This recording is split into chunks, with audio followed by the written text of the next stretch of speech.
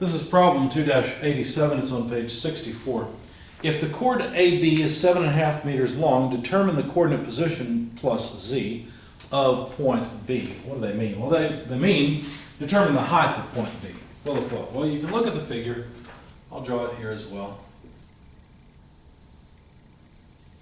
So we've got our right-handed coordinate system, x, y, z. So let's see, x into y, z is up. And point A is out at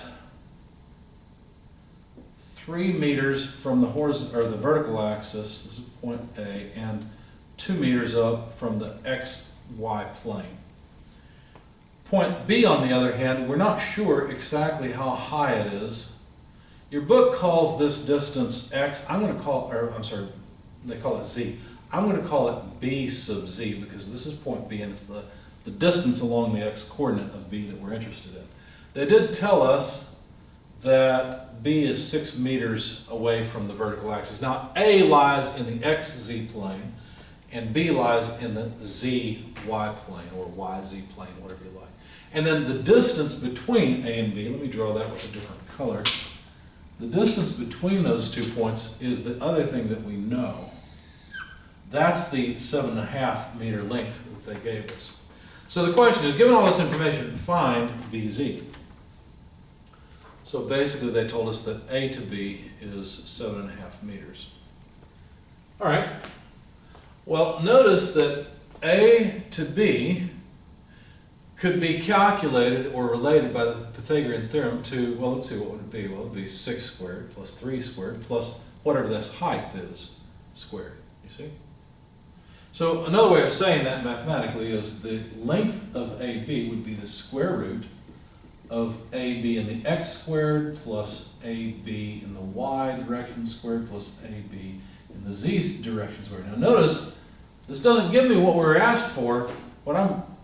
This distance here is what I'm calling A sub B in the z direction, right? It's related to BZ because there's only 2 more meters. Right? BZ is this plus 2 meters.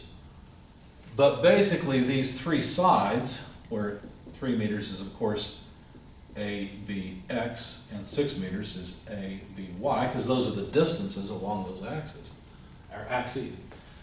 So anyway, this is the unknown in the problem. We actually know AB. So what we'll do is square both sides. AB squared equals ABX squared plus ABY squared plus ABZ squared.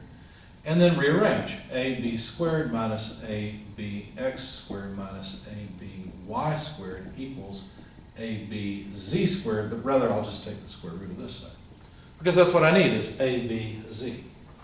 All right, so 7.5 meters squared for AB squared minus ABX. Well, ABX is 3 meters. And we have to be careful really because technically it may be positive or negative. Of course we'll square it, it doesn't really matter. But AB from A to B would actually be a negative x. So for the sake of being a little more precise, I'm going to note that to get from A to B, you've got to move in the negative x direction.